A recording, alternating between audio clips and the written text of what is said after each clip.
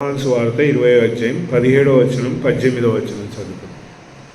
యేసు ఆమెతో, నేను ఇంకను తండ్రి యొద్దకు ఎక్కిపోలేదు కనుక నన్ను ముట్టుకొనవద్దు.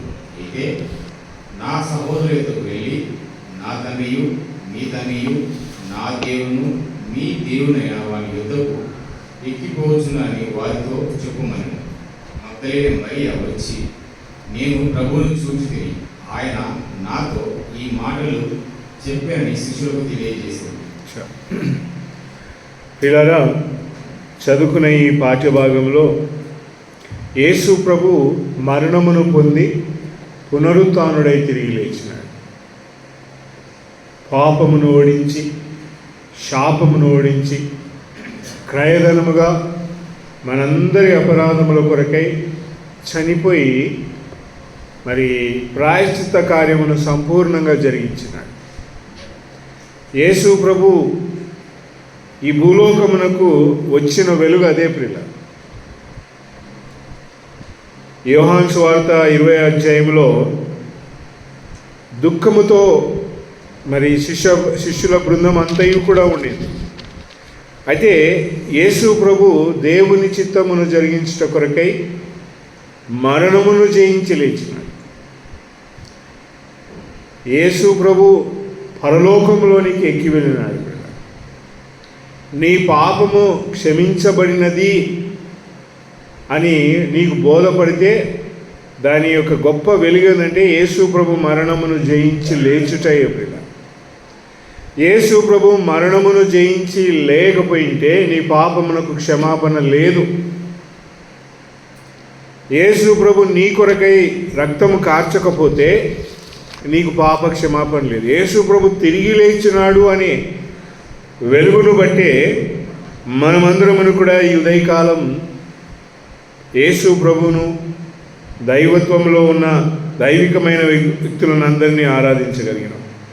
ఇక్కడ యేసు ప్రభు 17వ వచనంలో మగ్దలేని మరియతో ఆరంభించుచున్న మాట ఏంటంటే, నన్ను ముట్టవద్దు, టచ్ మీ నాట్ అని అంటా ఉన్నాడు. Jesus says to her, touch me not. Yesu ప్రభువును ముట్టడము మగ్దలేని మరియకు అర్థమైన వెలుగేందంటే, మరియా యేసు ప్రభు పాదాల చెంత కూర్చుంది అని రాయబడింది. 12వ అధ్యాయం యోహాను సువార్తలో ఉంచాడు. మరియా యేసు ప్రభు పాదములకు అత్తరును పూచి తల వెంట్రుకలతో పాదములను తుడిచింది అని 12వ అధ్యాయం యోహాను సువార్త 3వ వచనంలో కనపడింది. యేసు ప్రభును మరి లూకా సువార్త 10వ అధ్యాయంలో ఇంకొక మాట చూస్తే అక్కడ మరి మరియా ఇక్కడ ఇంకో మరి ఈమె ఏం చేస్తూ ఉంది అని అంటే, ఆయన పాదముల దగ్గర కూర్చొని ఏం చేస్తూ ఉంది, వింటా ఉంది అని రాయి. 40వ వచనంలో రాయి.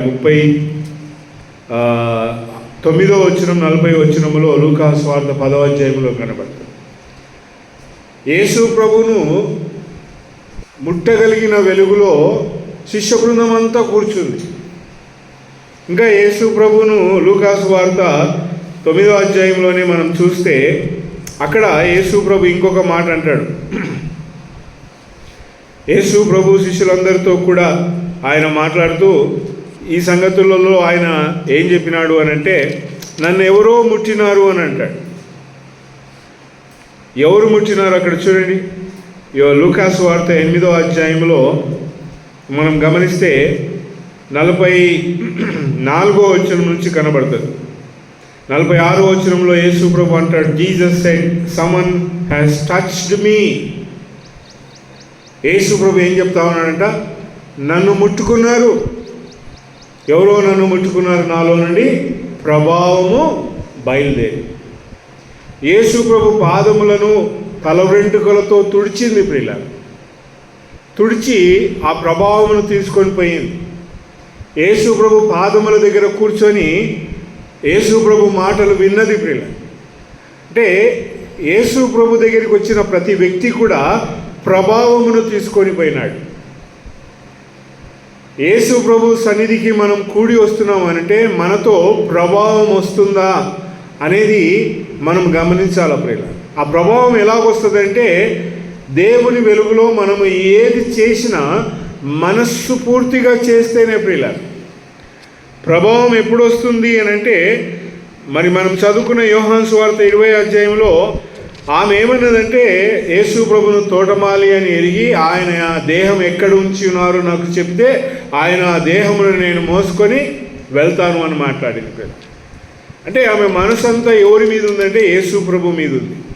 కానీ 17వ వచనంలోకి వచ్చేసరికి యేసు ప్రభు అంటున్నాడు, నన్ను ముట్టవద్దు. ఆమె వచ్చిన వెలుగు ఎలాంటిదో మనం గమనించాలి. అప్పుడు యేసు ప్రభును తగలాలా, యేసు ప్రభును ముట్టుకోవాలి అని మగ్దలేని మరియా వచ్చిన వెలుగు ఏందో మనం గమనించాలి. ఎందుకు యేసు ప్రభు ఆమెను ముట్టవద్దు అంటున్నాడు అని అంటే, యేసు ప్రభువును ఆయనను శిష్యులందరూ చూసిన వెలుగులో అంతకు మునుపు ఆయన చేసిన కార్యం అంతా ఎలాంటిది అని అంటే, బహు దైవ చిత్తములో రాయబడిన వెలుగు ప్రకారం ఆయన జరిగించినాడు.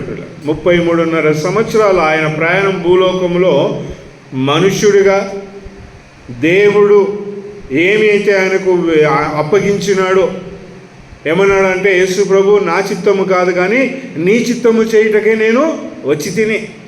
యేసు ప్రభు 33.5 సంవత్సరాలు ఏం చేసినాడంటే దేవుని చిత్తమును జరిగించినాడు. ఎలాగ జరిగించినాడు? ఫిలిప్పీలకు రాసిన పత్రిక 2వ అధ్యాయం చూద్దాం, చూడండి. యేసు ప్రభును ముట్టవద్దు అని చెప్పడానికి ఆ వెలుగులో యేసు ప్రభు చేసిన పరిచర్య ఎలాగుంది అంటే 2వ అధ్యాయం చదువుదాం ప్రియులారా. 2వ అధ్యాయం ఫిలిప్పీలకు రాసిన పత్రిక 5వ వచనం నుంచి చదువుదాం. క్రీస్తునకు కలిగిన ఈ మనస్సు మీరును కలిగి ఉండుడి. ఆయన దేవుని స్వరూపము కలిగిన వాడై ఉండి దేవునితో సమానముగా ఉండుట విడిచిపెట్టకూడని భాగ్యము ఎంచుకొనలేదు కానీ మనుష్యుల పోలికగా పుట్టి దాసుని స్వరూపమును ధరించుకొని తన్ను తానే రిక్తునిగా చేసుకొనెను. మరియు ఆయన ఆకారమందు మనుష్యుడిగా కనబడి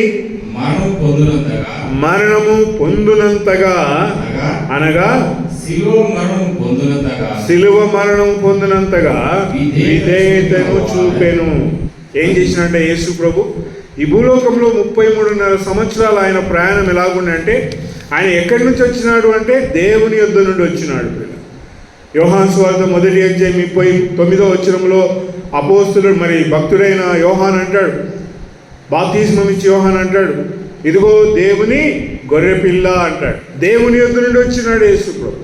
ఎందుకు వచ్చినాడు? ఆయన చిత్తంలో ఏముంది అని అంటే, ఆయన దేవునిగా ఉండి తను తాను రుక్తినిగా చేసుకొని, మరి ఆయన ఏం చేసినాడంటే దాసుని స్థానమును తీసుకొని ఆకారమందు మనుష్యునిగా కనబడి, తర్వాత ఏమంట ఆయన విధేయత పొందినంత, అంటే మరణం పొందినంతగా విధేయత చూపించినాడు. యేసు ప్రభు 33.5 సంవత్సరాల వెలుగులో ఆయన నడిచినట్లుగా నడిచినంటే విధేయతను కనపరచకుండా నడిచినాడు. తిరుగుబాటుతనం చేయలేదు. అందుకే యేసు ప్రభు పాదాల దగ్గరికి వచ్చి మరియ కూర్చుంటే యేసు ప్రభు అన్నాడు, ఆమె ఉత్తమమైనది చేసింది అని అన్నాడు. యేసు ప్రభు పాదాలకు అత్తరు పూసి ఆయన పాదాలకు వెంట్రుకలతో తుడిస్తే యేసు ప్రభు ఒక్క మాట చెప్పలేదు. అదిగో రక్తస్రావం కలిగిన స్త్రీ వచ్చి ఆయనను ముట్టిన తర్వాత, అదిగో ఎవరో నన్ను ముట్టినారు అంటే ఆమె పరిగెత్తుకొచ్చి నేనేనయ్యా అని చెప్పి ఆమె యేసు ప్రభు దగ్గర సమాధానం కలిగి పొందింది. ప్రియుల అంటే యేసు ప్రభు దానిని ఎలాగూ చూచినంటే, మనుష్యుడిగా యేసు ప్రభు ఈ భూలోకములో దైవ చిత్త ప్రకారం ఏం చేయాలో అంతటినీ జరిగించి దేవుని చిత్త ప్రకారం ఆయన విధేయుడిగా మరణము పొందునంతగా, ఇప్పుడు మరణం పొందినాడు యేసు ప్రభు. ఆయన చనిపోయినాడు శిలువపై, చనిపోయి సమాధి నుండి 3వ నాడు తిరిగి లేచినాడు. పిల్ల తిరిగి లేచి ఇప్పుడు ఏమంటా ఉన్నాడంటే ఆయన మరియతో అంటా ఉన్నాడు, అమ్మ ఇక నేను అలాంటి వెలుగులో ఇప్పుడు లేను. మరియతో అంటా ఉన్నాడు, నన్ను ముట్టవద్దు.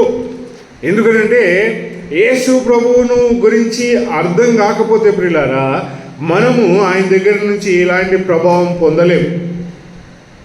If you don't know Jesus, Yesu ప్రభు తెలుసు నాకు, ఆయన ఈ భూలోకంలో మనుషునిగా అవతారం ఎత్తినాడు, చనిపోయినాడు, సమాధి చేయబడినాడు పాపముల కొరకై, ఆయన పాపమును ఓడించి మరణమును ఓడించి జయించి తిరిగి లేచినాడని తెలిసిన వెలుగు కన్నా యేసు ప్రభు ఎవరు అనేది ఇప్పుడు ఆయన ఏమై ఉన్నాడో మనం గ్రహించాలి. ప్రియ యేసు ప్రభును ఆయన ఎక్కడున్నాడో గ్రహించాలి. మనం ఎంత మట్టుకున్నా కూడా యేసు ప్రభుని గురించి భూలోకంలో క్రైస్తవ్యం మాట్లాడేది ఏంటంటే, ఒక క్రిస్మస్ పండుగను గురించి మాట్లాడుతుంది, ఒక గుడ్ ఫ్రైడేని గురించి మాట్లాడుతుంది, ఈస్టర్ని గురించి మాట్లాడుతుంది, ఫోటోలో ఉన్న యేసు ప్రభుని గురించి మాట్లాడతారు, వాళ్ళు అల్లుకున్న పద్ధతులను గురించి మాట్లాడతారు. కానీ యేసు ప్రభు ఇప్పుడు ఎక్కడున్నాడు?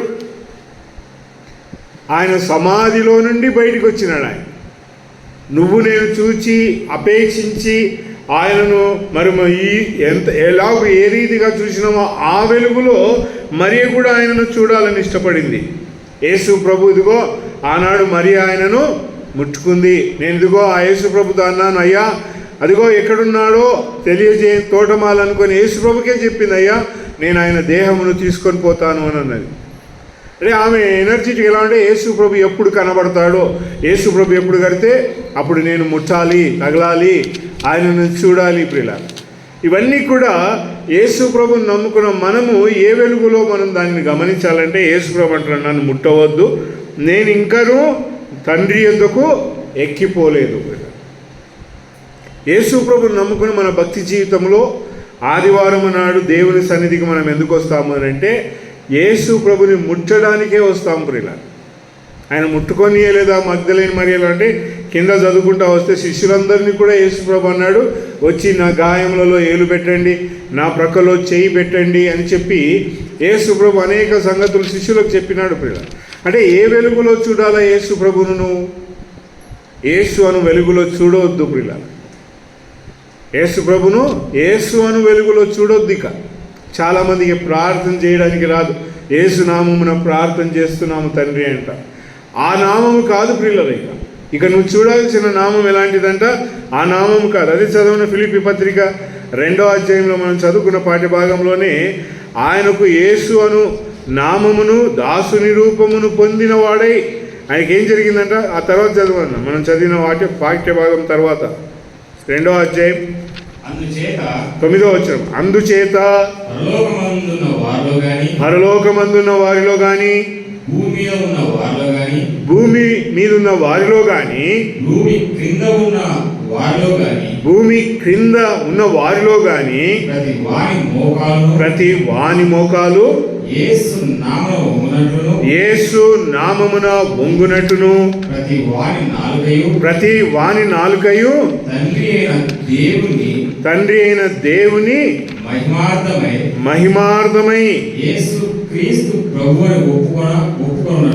యేసు క్రీస్తు ప్రభు అని ఒప్పుకున్నట్లు దేవుడు ఆయనను అధికముగా హెచ్చించి ప్రతి నామమునకు పైనామము ఆయనకు అనుగ్రహించాను. ఇప్పుడు యేసు ప్రభును నమ్మిన వాడు ఏ వెలుగులో చూడాలంట? యేసు అను వెలుగులో కాదు. దేవుడు ఆయనకు అనుగ్రహించిన వెలుగులంటే అన్ని నామముల కంటే పైనామం ఇచ్చినాడు ఆయన. యేసు క్రీస్తు ప్రభు పలకడానికి చాలామందికి బరువు అవుతుంది ప్రియులారా ఈ మాటలు. ప్రార్థన చేయండి అని అంటే చాలామంది ప్రార్థన చేస్తారు, మంచిగా పరిగెత్తుకున్న యేసు ప్రభు పేరట అనడానికి జంకుతారు, ఆ మాటలు సంపూర్ణంగా పలకలేరు ప్రియులారా. ఎందుకంటే యేసు ప్రభు ఏ వెలుగులో నేను చూస్తున్నాను? మగ్దలేని మరియ యేసు ప్రభుని ఏ వెలుగులో చూసిందంట? ఆయన దేహమును తీసుకొని పోవాలనే వెలుగులో చూసింది.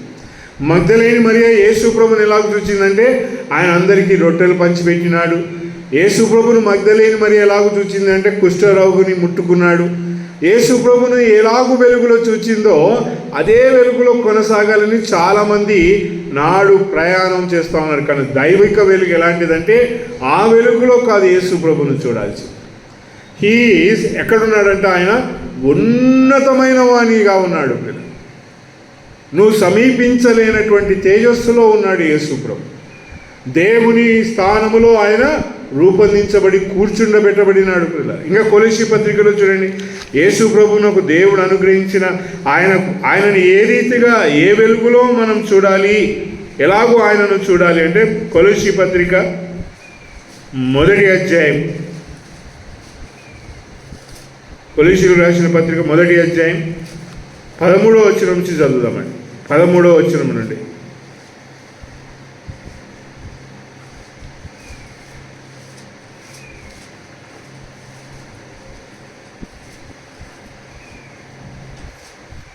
కొలస్సీలకు రాసిన పత్రిక 1వ అధ్యాయం 13వ వచనం నుంచి. ఆయన మనలను అధికార సంబంధమైన అధికారములను విడుదల చేసి అంధకార సంబంధమైన అధికారములను విడుదల చేసి తాను ప్రేమించిన తన ఆయన దేవుని సర్వ సృష్టికి ఆది సంభూతుడై ఇంకేమన్నాడంట, he is created all things, the things in heaven, పరలోకమందే కానీ భూమి మీద కానీ భూమి కింద కానీ కనబడుచున్నవే కానీ కనబడనివి కానీ అధికారం లేదు కానీ సింహాసనం లేవి కానీ ప్రధానులే కానీ అధికారులే కానీ ఏవైనాను కూడా ఏమంట 16వ వచనంలో ఆయన ద్వారా చదవన 16వ వచనం చదువు ఒకసారి. ఏలైనగా ఆకాశమందున్నవియు భూమి ఎందున్నవియు దృశ్యమైనవి గాని అదృశ్యమైనవి గాని అవి సింహాసనములైనను ప్రభుత్వములైనను ప్రధానులైనను అధికారులైనను సర్వమును ఆయన యందు ఎవరి యందు సృజించబడిన అంటే యేసు ప్రభు యందు, ఆయన ప్రేమ కుమారుడైన యేసు ప్రభునందు సర్వము ప్రియుల.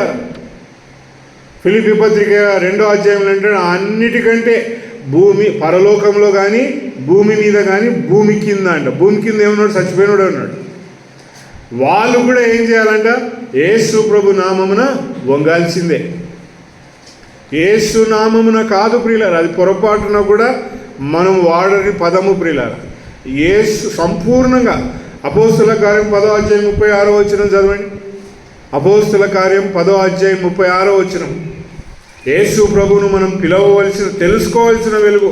మగ్ధలేని వారి పరిగెత్తుకుంటూ వచ్చి యేసు ప్రభును ముట్టాలనుకుంది, యేసు ప్రభును తరమాలనుకుంది, కానీ యేసు ప్రభు నన్ను ముట్టవద్దు. యేసు క్రీస్తు ఏమై ఉన్నాడంట, అందరికీ ప్రభు.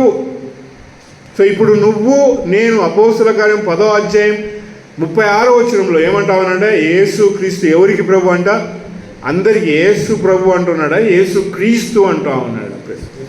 క్రీస్తు అంటే అభిషక్తుడు, యేసు అంటే ఆయనకు అనుగ్రహించబడిన నామం, ఆయనకు దేవుడిచ్చిన ఉన్నతమైన స్థలం చోటు ఏంటంటే అది ఉన్నతమైన మరి స్థానం ఇచ్చిన. అపోస్తుల కార్యం 2వ అధ్యాయంలో పేతురు తన మొదటి సువార్తలో యేసు ప్రభుని గురించి మాట్లాడిన మరి మాటలు ఎలా ఉన్నాయి చూడండి. 2వ అధ్యాయం 36వ వచనం. అపోస్తుల కార్యం 2వ అధ్యాయం 36వ వచనం. మీరు సిలువ వేసిన ఈ యేసునే దేవుడు ప్రభువుగాను ఎవరిని సిలువ వేసినారమ్మా మగ్ధలేని మరియా? మీరు యేసును సిలువ వేసినారు. యేసును సిలువ వేసినారు, యేసును సమాధి చేసినారు, యేసును సంఖ్యలతో సమాధి ద్వారబంధకములన్నీ కూడా బంధించినారు. కానీ దేవుడు ఏం చేసినాడంట, ఈ యేసునే ఏం చేసినాడంట, ఆయన లేపి ప్రభువుగాను క్రీస్తుగా నియమించిన. So don't see him. ఇప్పుడు మా ఫ్రెండ్ ఉన్నాడు, ఆయన నాకు స్నేహితుడు, బాల్య స్నేహితుడు, కానీ ఇప్పుడు ఎక్కడున్నాడు? నేను పోయి ఏం రా అని అనొచ్చా? అధికారిని అనలేను. ఆయన ఎంత నాకు స్నేహితుడైనా కూడా ఆయన అధికారమును బట్టి ఆయన స్థానమును బట్టి ఆయనకి ఇవ్వాల్సిన విలువని ఇవ్వాలి. ప్రభువును నమ్ముకున్న మనము కూడా యేసు ప్రభువును నేను ఎలాగో తెలుసుకున్నాను. ఆయన నా పాపం కొరకు చనిపోయినాడు, నా పాపం కొరకు సమాధి చేయబడినాడు, నా పాపం కొరకై మరణమును ఓడించి తిరిగి లేచినాడు. లేచిన యేసు ప్రభువు నేను ఎలాగో చూడాలంటే యేసు ప్రభువు ఇక్కడ నిలబడి ఒక సహోదరుడు ఆంగ్లంలో ప్రసంగం చేస్తుంటే తెలుగులో ప్రసంగం చేస్తాం. ఆయన యేసు అంటే ఏందో ఆయనకు ఇంగ్లీష్లో తెలుగులో యేసు ప్రభు అంటే ఏందో బాగా చెప్పిన ఆయన. సువార్త చెప్తా ఉన్నాడు. యేసు నిన్ను ప్రేమిస్తున్నాడంటే నేనేం చెప్తున్నా ఇక్కడ, యేసు ప్రభువు నిన్ను ప్రేమిస్తున్నాడు. యేసు నిన్ను పిలుస్తున్నాడని ఇంగ్లీష్లో చెప్తుంటే నేను యేసు ప్రభు అంటే, ఆ సువార్త అంతా అయిపోయినాక ఇంట్లోకి పోయినాక ఏమన్నాడంటే, యేసు అంటుంటే నువ్వు ఎందుకు యేసు ప్రభు అని తర్జుమా చేస్తున్నావు అంటే, నాకు రాదు ఆ పదము అని అన్నా. యేసు అని పిలవడానికి నాకు రాదు. అది సమాధికి మునుపు, మనం సమాధి తర్వాత అయ్యాం. నువ్వు ఎప్పటి వాడు అంటే, యేసు ప్రభు సమాధిని గెలిచిన తర్వాత నువ్వు. సమాధికి మునుపు యేసు ఆయన, సమాధిలో ఆయన యేసు, సిలువపై నజరేయుడు అని యేసు, అన్నీ కూడా అక్కడ ఉంది. కానీ సమాధి తర్వాత యేసు ప్రభు నీకు నాకు యేసు కాదు ప్రియులారా. గుర్తెరగల దైవికమైన వ్యక్తులను సంబోధించే వెలుగులో నువ్వు ప్రభావమును చూడాలా, దేవుని యొక్క ఉన్నతమైన ప్రభావం నేను చూడాలి అని అంటే ఎక్కడికి రావాలంట? సమాధి దగ్గరికి రాకు, సమాధి తర్వాత రా. సమాధి తర్వాత ఎక్కడి నుంచి వస్తుందంటే ఈ పిలుపు పరలోకం నుండి వచ్చింది. అందుకే యేసు ప్రభు యోహాను సువార్త 20:17 అంటున్నాడు, నన్ను ముట్టవద్దు, నేను ఎక్కి నా తండ్రి యొద్దకు ఎక్కిపోవాలి. I have to go to my father. పరలోకంలో ఉన్న తండ్రిని నేను సంధించాలి. పిల్లలు, ఆదివారం ఎలాంటి వెలుగు అని అంటే, మనం యేసును ఆరాధించడానికి రాము పిల్లలు. యేసు ప్రభువును గణపరచుటకు, ఆరాధించుటకు, స్తుతించుటకు కూడి వస్తాం. యేసు ప్రభువుగా మనకు తెలియకపోతే తెలుసుకోవాలి పిల్లలు. ప్రకటన గ్రంథం 5వ అధ్యాయంలో చూడండి, యేసు ప్రభువును గురించిన ఉన్నతమైన సంగతులు ఎలాగూ రాయబడిందో. ప్రకటన గ్రంథం 5వ అధ్యాయం 12వ వచనం నుంచి చదువుదాం. ప్రకటన గ్రంథం 5వ అధ్యాయం 12, యేసు ప్రభువును ఆరాధించుచున్న వెలుగు, ఆయనను పరలోకం పొగుడుచున్న వెలుగు చూద్దాం ప్రియులారా. వారు వధింపబడిన గొర్రె పిల్ల శక్తియు, ఐశ్వర్యమును, జ్ఞానమును, బలమును, ఘనతయు, మహిమయు, స్తోత్రములు పొందనర్హుడు అని ప్రతి సృష్టం, అండ్ ఎవ్రీ క్రియేచర్, భూలోకంలోను పరలోకంలోను పొగుడుతా ఉన్నాడు. ఎవరంట? వధించబడిన గొర్రెపిల్ల. అంటే యేసు క్రీస్తు ప్రభు నీ కొరకై నా కొరకై వధించబడిన వాడిగా పరలోకం ఆయన ఏం చేస్తూ ఉందంట? ఆయన కార్యమును పొగుడుతూ ఉంది. కనుక పిల్లలే, యేసు ప్రభువును నమ్ముకున్న మన భక్తి జీవితంలో how do you know Jesus Christ? సమాధికి అవతలైతే నువ్వు యేసు అని పిలుస్తావు. సమాధిని గెలిచి లేచినాడన్న సంగతి నీకు అర్థమైతే నువ్వు ఆయనను యేసు ప్రభువా అని సంబోధిస్తావు. యేసు ప్రభువా అని సంబోధించకపోతే మనకు యేసు ప్రభు ఏం చేసినాడో అర్థం కాలేదని. We have to know this difference పిల్ల. ఆయన సమాధికి మునుపు, సమాధికి తర్వాత ఆయనకు దేవుడు అనుగ్రహించిన బిరుదు, దేవుడు అనుగ్రహించిన నామమును బట్టి ఆయన ఏమంటున్నాడంటే, నేను మీ తండ్రి యొద్దకు ఎక్కి పోవచ్చు ఉన్నాను. అలాగూ నువ్వు అర్థమైతే ఆదివారపు ప్రక్రియ, ఆదివారపు కూడికి ఎలా ఉంటుందంట? ఆయన దగ్గరికి ఉన్నతమైన వెలుగులో వీ విల్ క్లైంబ్ అప్ ప్రియులారా. ఎక్కడికి ఎక్కిపోతామంటే ఆత్మ సంబంధమైన ఎదుగుదలలో, ఆత్మ సంబంధమైన ప్రయాణంలో దేవుని చేరువగుటకు ప్రయాణమై ఎక్కిపోతూ ఉంటాం.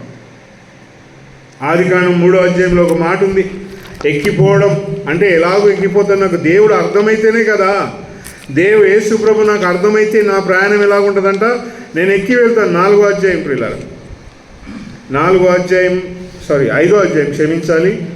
5వ అధ్యాయం 23వ వచనం, ఆదికాండం 5వ అధ్యాయం. ఎక్కిపోవుట అనే సంగతులను మనం గమనిస్తాం ప్రియులారా. హానోకు దినములన్నీ 360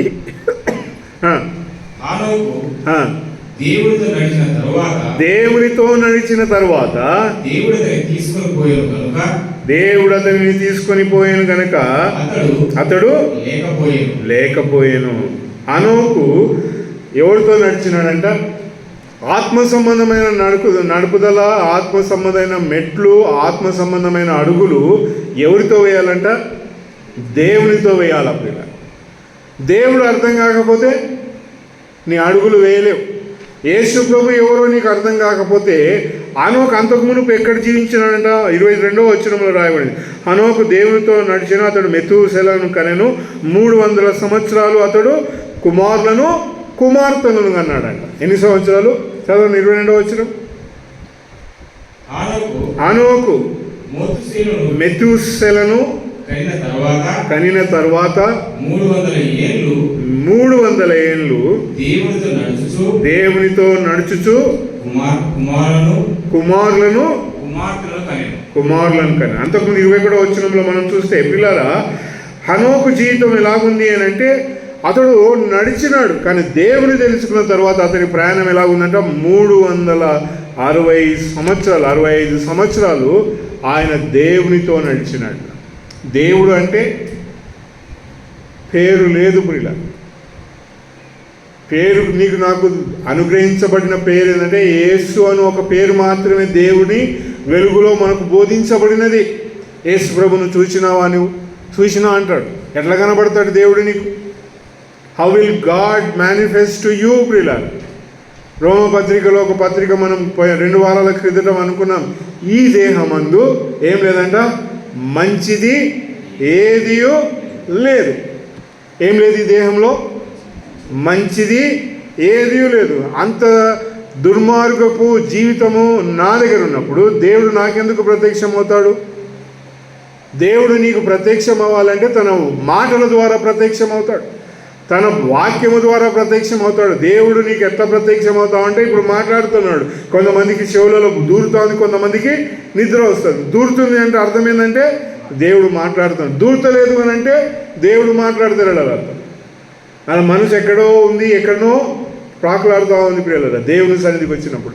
కానీ యేసు ప్రభుని నమ్ముకున్న వాడు యేసును కాదు తెలుసుకోవాల్సింది, దేవుని తెలుసుకోవాలి. 17వ అధ్యాయం యోహాను సువార్తలో ఒక మాట మాట్లాడతాడు యేసు ప్రభు ప్రార్థన చేస్తూ.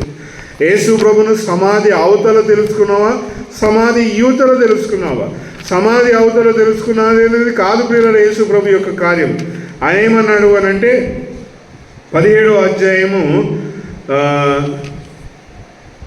3వ వచనం, యోహాను సువార్త 17వ అధ్యాయం 3వ వచనం, అద్వితీయ సత్య దేవుడవైన నిన్ను నీవు పంపిన ఎందుకు యేసు అనొచ్చు కదా ఆయన ఆడ యేసును తెలుసుకున్నటే నిత్య జీవం అని చెప్పాలి కదా.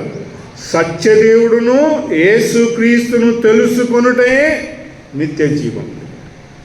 దేవుడు నిత్యం ఉండేవాడు, నిత్యత్వం వరకు ఉండేవాడు. ఆ నిత్యత్వంలో నిత్యము జీవించేవాడు దేవుడు కనుక ఆ నిత్యత్వంలోనికి వెళ్ళేవాడు నిత్యము జీవించేవాడే ఆ నిత్యత్వంలోనికి వెళ్తాడు.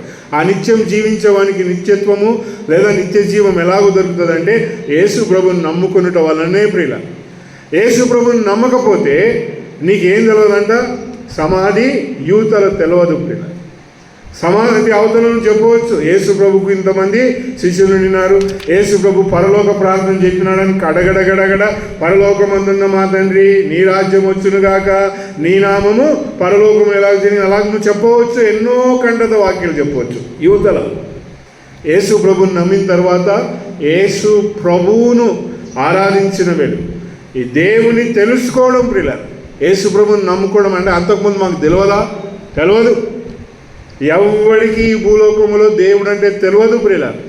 తెలియకనే మనుషుడు నానా రకములైన మెట్లు ఎక్కుతున్నాడు, నానా రకమైన క్రియలు చేస్తూ ఉన్నాడు.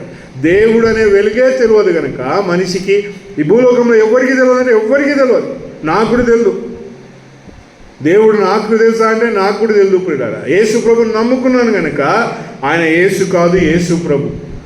ఆయన యేసు కాదు, దైవత్వములో దేవునిగా ఉన్నాడు అని రాయబడింది. కొలస్సీ పత్రిక 2వ అధ్యాయం 18వ వచనం చదువు. కొలస్సీ పత్రిక 2వ అధ్యాయం 18వ వచనం ప్రియులారా. ఎంత గొప్పగా యేసు ప్రభు సమాధి వెలుపల కాదు, సమాధి యూతలు ఆయనను తెలుసుకోవాల్సిన వెలుగులో ఆయన గురించి చెప్పబడిన మాట ఎంత గొప్పగా ఉందో చదవన్నా. మొదటి అధ్యాయం 18వ వచనం, క్షమించాలన్న 2 కాదు, మొదటి అధ్యాయంలోనే కొలస్సీ పత్రిక 18వ వచనం.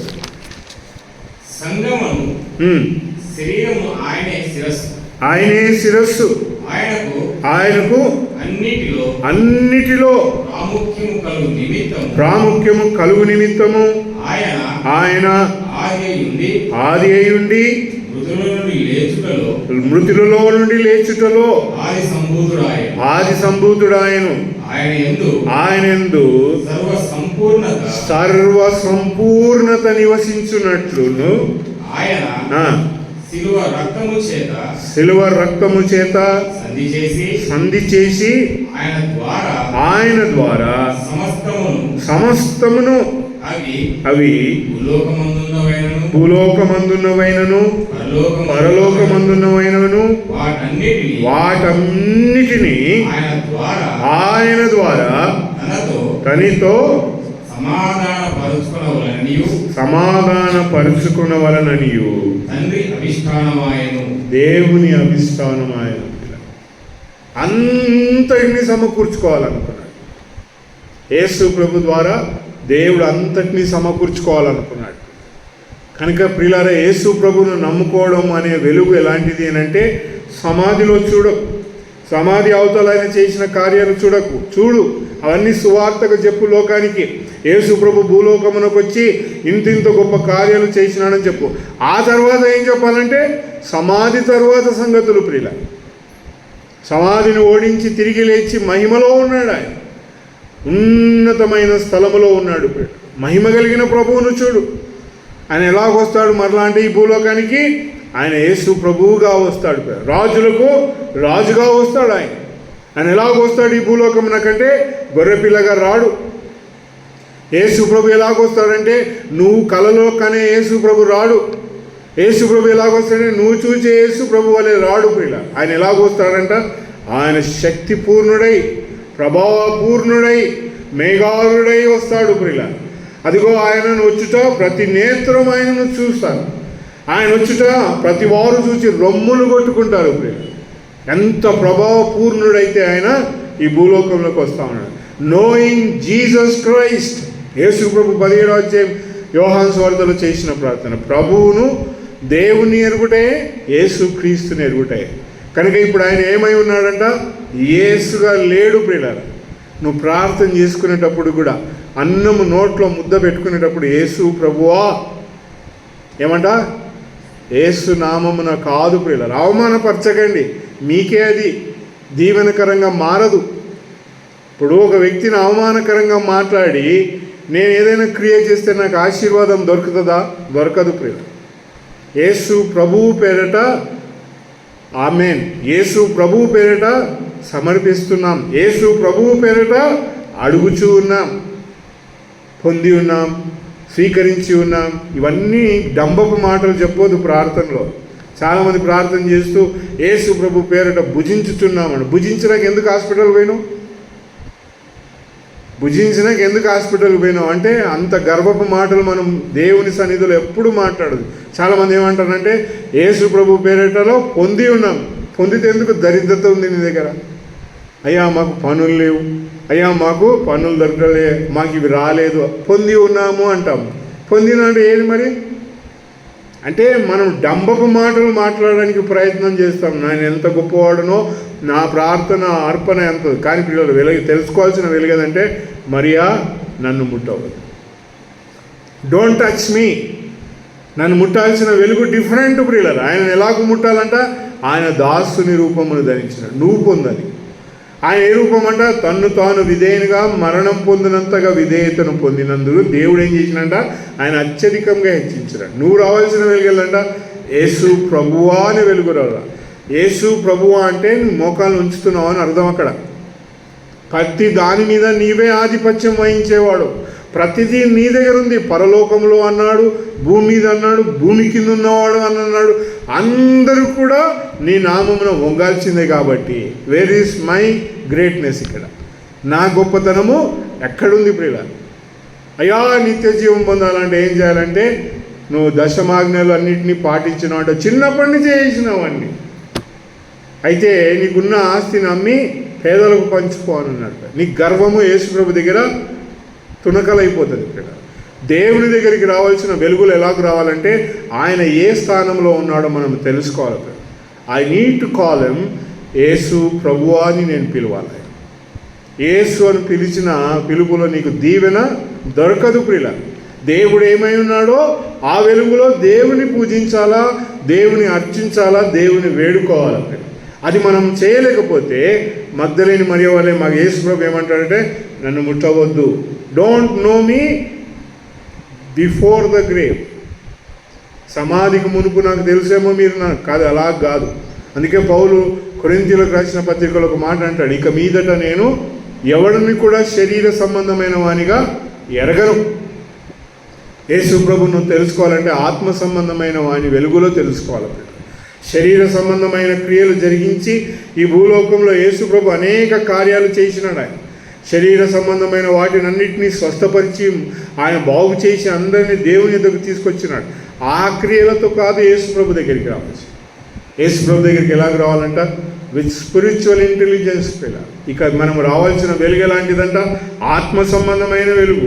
కనుక మనమందరమును కూడా దేవుని వెలుగులో, దేవుని ఉన్నతమైన మరి వెలుగులో మనం ఫిలిప్పీలకు రాసిన పత్రిక 2వ అధ్యాయంలో ఒక మాట చదువుకుందాం చూడండి.